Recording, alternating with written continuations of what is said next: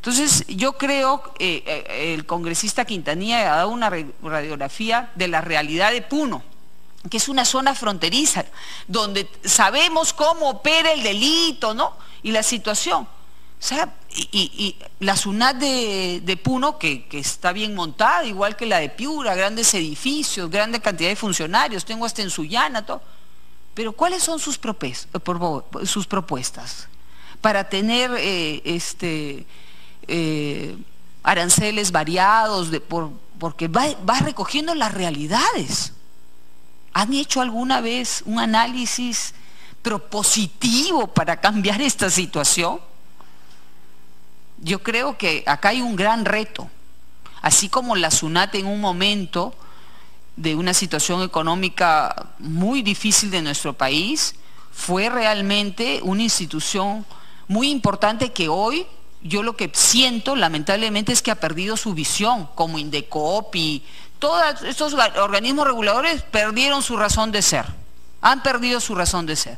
No perdamos la razón de ser de la SUNAT, que debe ser el gran aliado del peruano emprendedor, de ese peruano que quiere ser formal, pero ya desde que se aparece en la puerta de la municipalidad, ¡uy!, se fregó.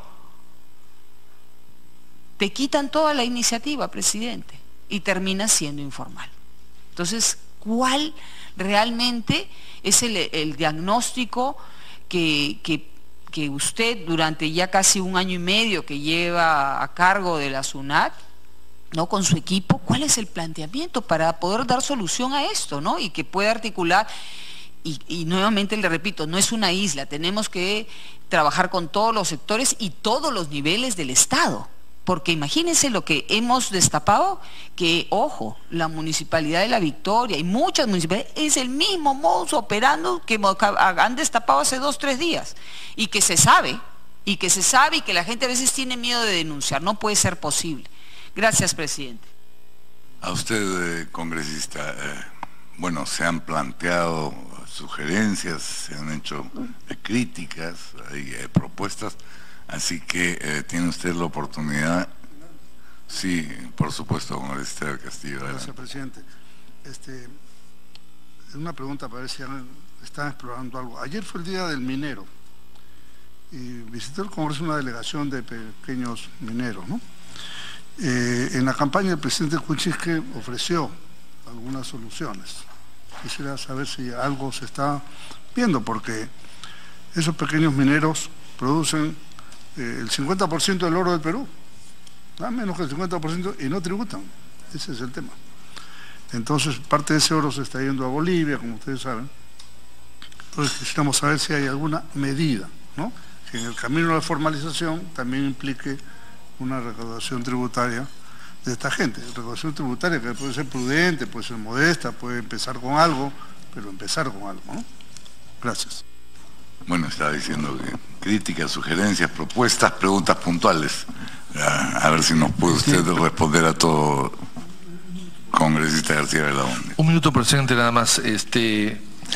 Yo pedí una información y recibí un informe de la SUNAT respecto a si se había pagado los impuestos, porque dicen que Rutas de Lima, la mitad se vendió a Brookfield, que es una empresa parecería vinculada también a ellos, en 450 o 500 millones de dólares es lo que ha salido en varios medios de comunicación. Y entonces yo pedí una información a la SUNAT para que me digan si habían pagado impuestos, y la SUNAT contesta lo siguiente: Odebrecht Latin Invest Perú SAC con RUC X por el periodo junio 17 no ha efectuado alguna declaración y o pago extraordinario que pudiese tener alguna relación con lo manifestado, con lo pedido. De tal manera, presidente, que parecería entonces que los 450 millones de dólares de la venta de la mitad de Ruta de Lima no han pagado impuestos a la renta, presidente. Gracias, congresista García Belaúnde. Congresista Martorell, y queda cerrada la lista de oradores.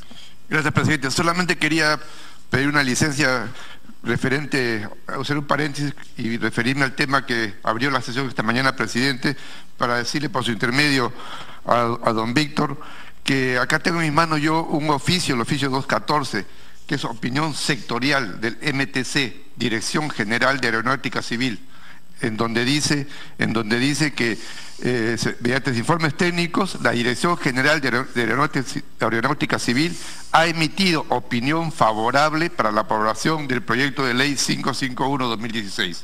Entonces, es una opinión sectorial referente al tema que abrió la sesión esta mañana. Ya se había mencionado, congresista Martorell, le agradezco. Gracias, presidente. Congresista, señor presidente, superintendente general, tiene usted la palabra. Gracias. Sí, bueno, en general yo diría que estamos totalmente de acuerdo con prácticamente todas las opiniones, ¿no? Sobre la necesidad de reordenar el régimen tributario, revisar todos los gastos y los beneficios. Sin duda, creo que es una tarea fundamental. Queda claro, y como ya había mencionado, en principio siempre la administración, y no necesariamente porque quisiéramos la vida más sencilla, pero vamos a estar probablemente siempre en desacuerdo con cualquier beneficio. Ahora, queda claro que no todos los beneficios, todos los gastos se pueden desmontar. Claramente hay algunos que por sentido práctico, por impacto, por complejidad debieran quedar, ¿no? Probablemente estamos hablando de alimentos, de repente algunos temas del ahorro, en fin, hay una serie de elementos que probablemente deberían quedar en pie, pero hay algunos, y hay una buena cantidad de ellos que deberían ser revisados y verificar si realmente valdría la pena. En general, cuando tenemos demasiadas opciones en el modelo tributario, cuando tenemos demasiadas opciones en el gasto tributario, aparece lo que se llama el arbitraje, es decir, un contribuyente empieza a buscar mecanismos para eludir el tributo, ¿no? Y ahí empieza la línea gris, ¿no? Porque efectivamente la discusión empieza a decir, bueno, la ley lo permite y entonces yo puedo estar utilizando este mecanismo, y empieza el conflicto.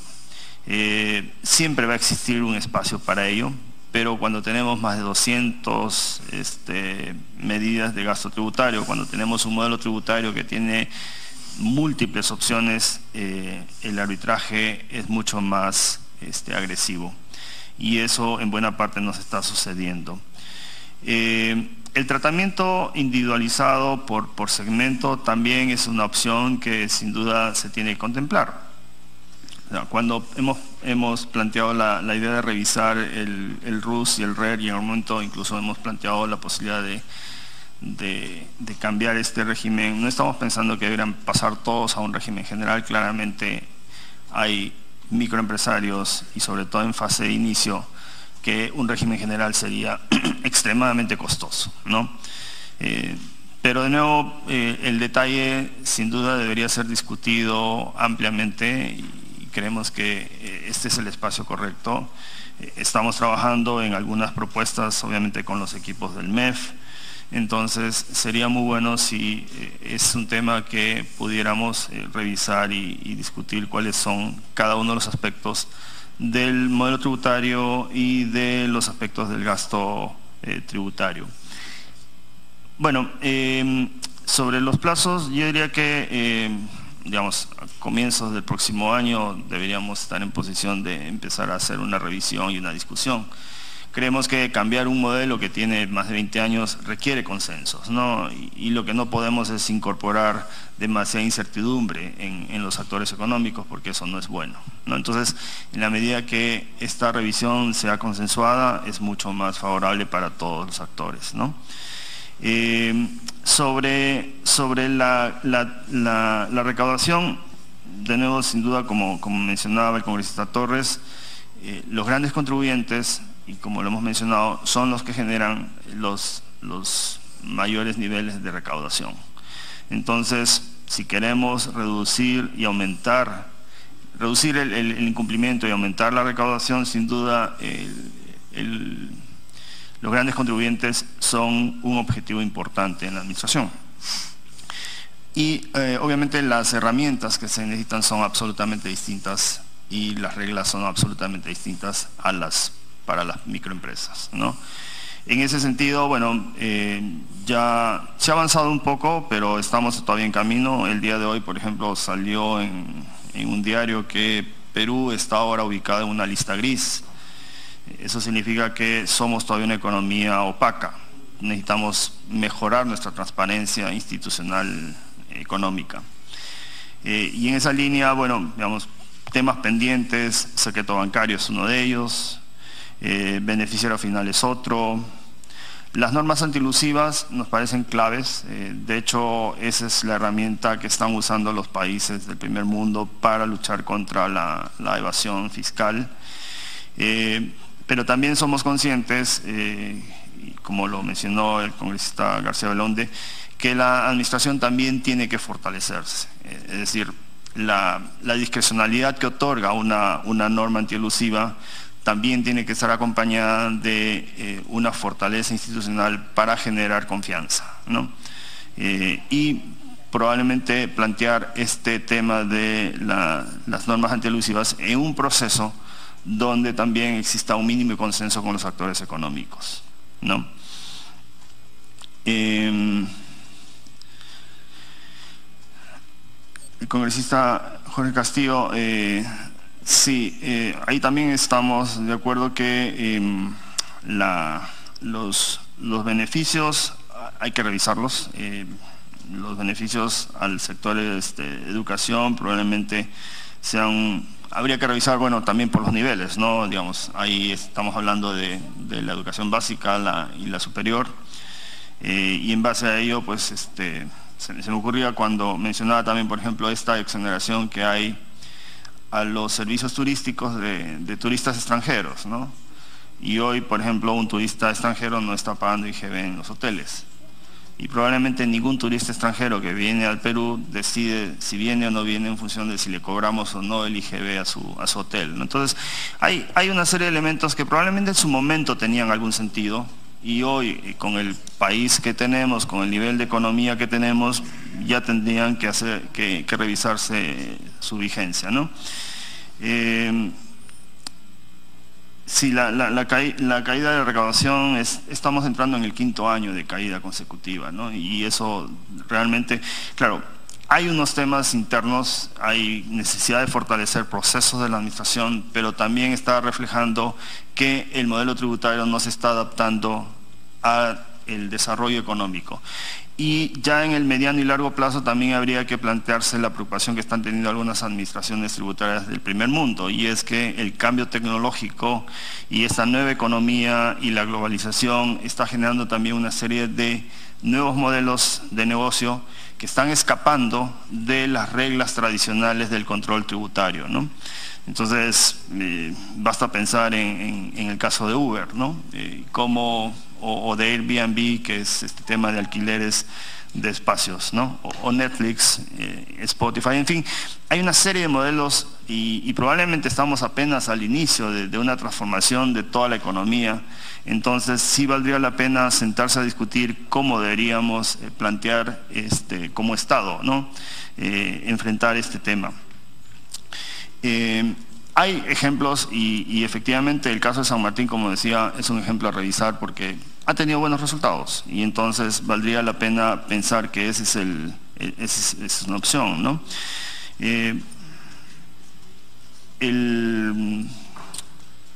Solo como un tema, tenemos en el seguro integral de salud 17 millones de peruanos con el seguro gratuito. Entonces, claro, cuando estamos generando una serie de políticas que abren estos espacios donde la gente recibe servicios a cambio de ningún aporte, efectivamente estamos creando las reglas perfectas para la informalidad, ¿no? No estoy justificando y no estoy diciendo que esa sea la razón, pero en general valdría la pena sentarse a revisar el conjunto de políticas públicas que tenemos en acción para ver si efectivamente las personas, las empresas van a tender hacia la formalidad, ¿no? Racionalmente hay razones para ser informales, ustedes las han mencionado, ¿no? La cultura tributaria efectivamente es extremadamente baja. El caso de los tributos se ve como una cosa que deberíamos evadir a todo nivel, ¿no? De hecho, hemos estado evaluando qué porcentaje de las boletas se están emitiendo, boletas, digamos, como consumidor final, donde el ciudadano común pide su boleta. Y eso debería tener alguna relación con el consumo del país, con los ingresos per cápita del país y con el nivel de ahorro. Y el estimado es que probablemente estamos emitiendo un 30 o un 40% de las boletas potenciales en este país. Entonces, eso podría explicar fácilmente otros 10.000 o 12.000 millones de soles de evasión, donde efectivamente ya involucra sistemáticamente a todos los pobladores, ¿no? Entonces, efectivamente falta ahí una cultura tributaria que hay que trabajar en el largo plazo, ¿no? Yo diría que SUNAT, más que buscar ser una SUNAT amigable, debería ser una SUNAT justa, ¿no?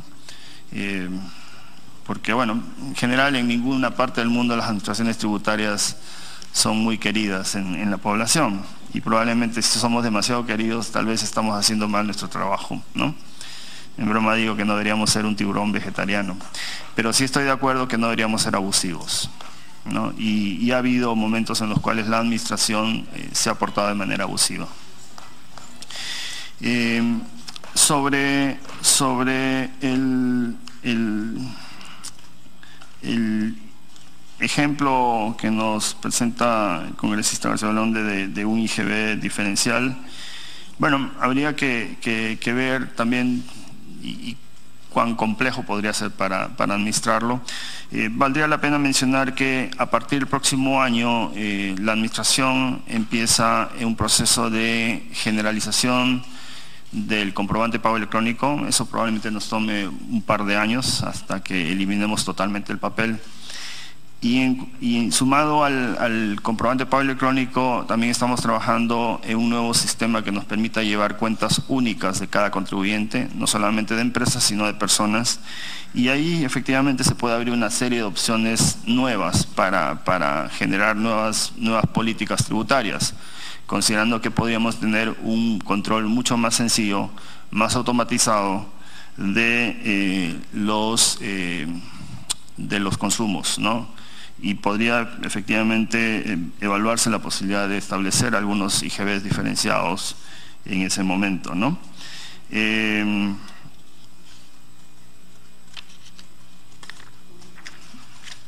Sobre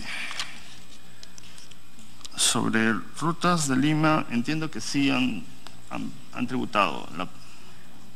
Tal vez Adelante, señora Suárez. Sí, señor presidente. A ver, el tema es que por reserva tributaria no podemos contestar en concreto si hubo el pago en ese caso, pero la pregunta que hizo el congresista a través del oficio se refirió a un mes en el que la operación en realidad no ha sido realizado. O sea, lo que le estoy queriendo decir es que con la respuesta no le estamos diciendo no necesariamente, pero no hubo pago, digamos, por ese mes en concreto, porque la operación nosotros la tenemos registrada en otro periodo, en periodos distintos, ¿no? Gracias, señora Suárez.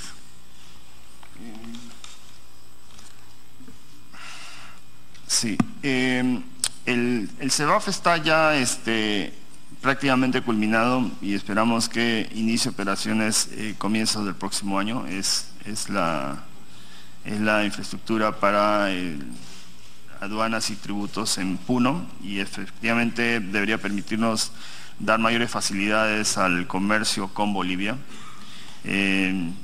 Sí, había un retraso importante en las obras, estaban prácticamente paralizadas, pero bueno, este año las hemos terminado y esperamos que se inaugure probablemente el primer, no sé, tal vez enero o febrero máximo, ¿no? Y ya estaría operativo, ¿no?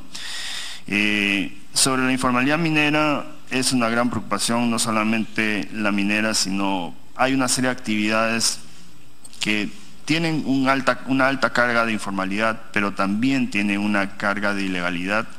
No digo todos los casos, pero es el sector minero, el sector pesquero, el sector maderero, que tienen ahora altos componentes de informalidad y en algunos casos de ilegalidad, lo que complica enormemente también el control tributario.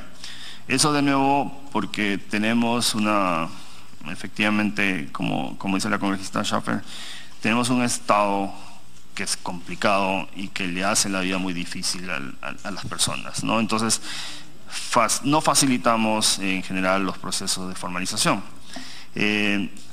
Sin embargo, bueno, desde la administración tributaria, digamos, tratar de incorporar a los mineros informales, por ejemplo, estamos tratando también de que puedan ordenar sus cuentas con el régimen de amnistía, que es hasta el 29 de diciembre. Hemos hecho varias charlas específicamente con el sector minero informal para que puedan acogerse y bueno, pueda ser un inicio también de que sus ingresos los puedan tener formalmente y no tengan ningún problema futuro con la administración y en general con el Estado, ¿no? Pero queda pendiente una serie de temas sobre cómo formalizar. En general, digamos, la formalidad no es un problema exclusivo de la administración tributaria, ¿no? Basta mencionar que, digamos, si miráramos la formalidad tributaria en función del IGB, que de alguna manera marca la formalidad de cada transacción comercial o económica del país, estamos más o menos en un 36% de evasión, ¿no? del IGB.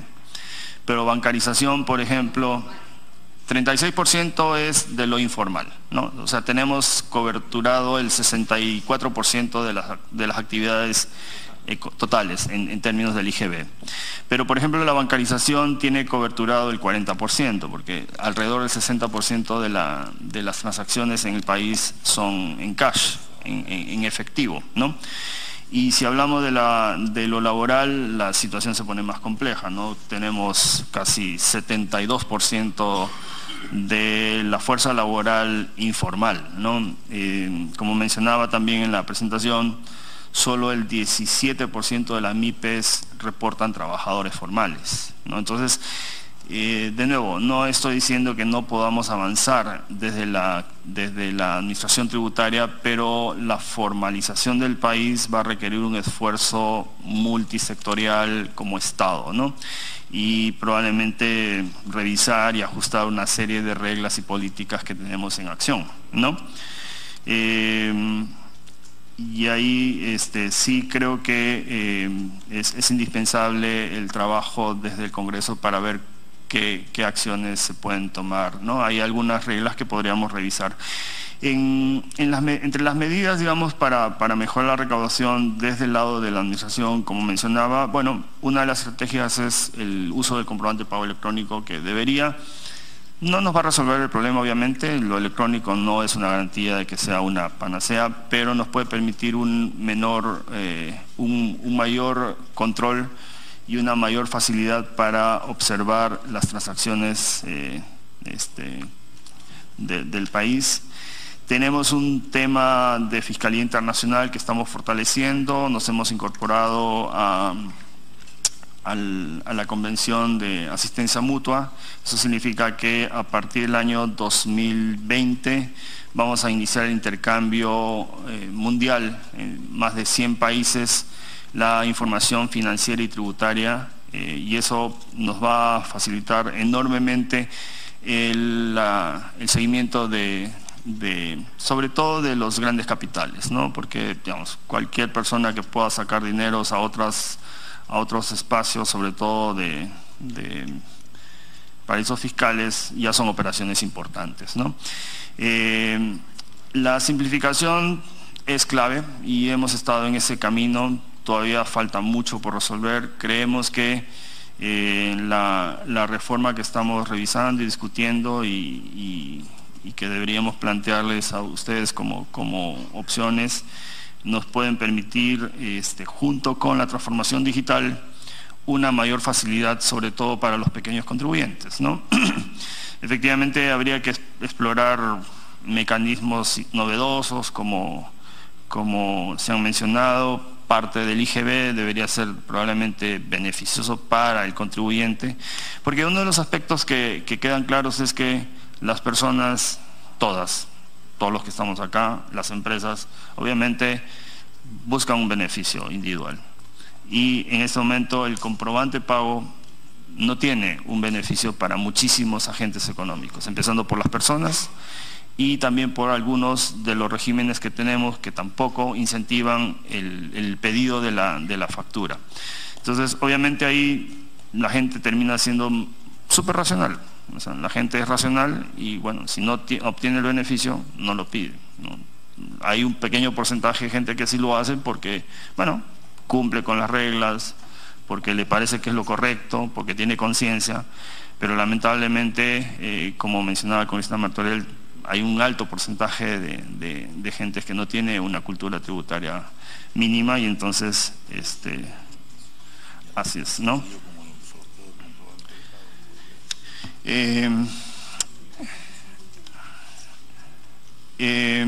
Sí. Y bueno, en general digamos que el nivel de opacidad de la economía todavía es relativamente alto, ¿no?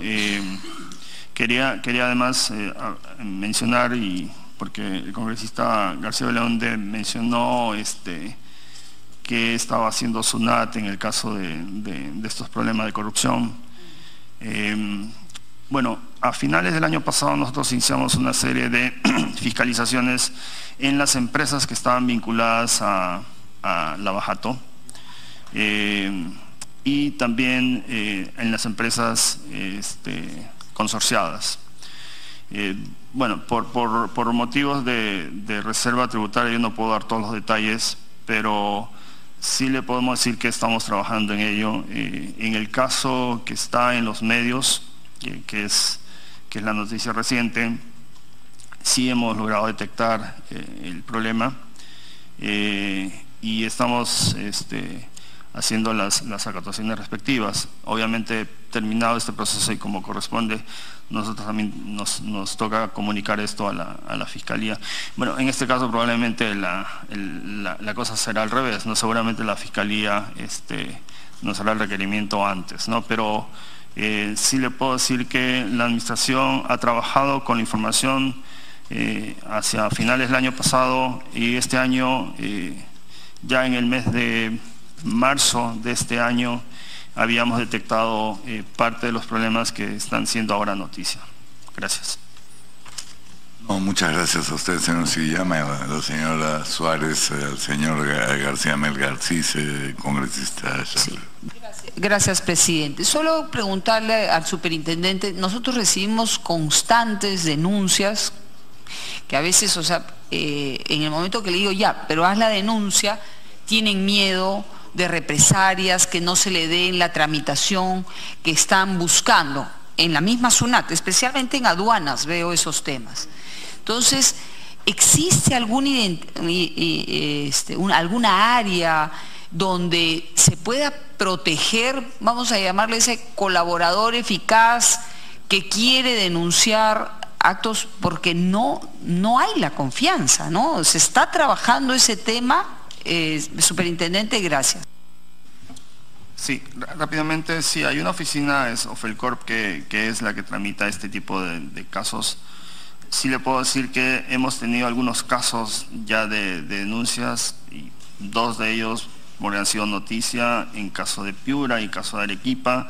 Los funcionarios responsables terminaron encarcelados, ¿no? Entonces, sí nos interesa conocer todos los casos de corrupción. Tenemos abiertas las puertas para recibirlos.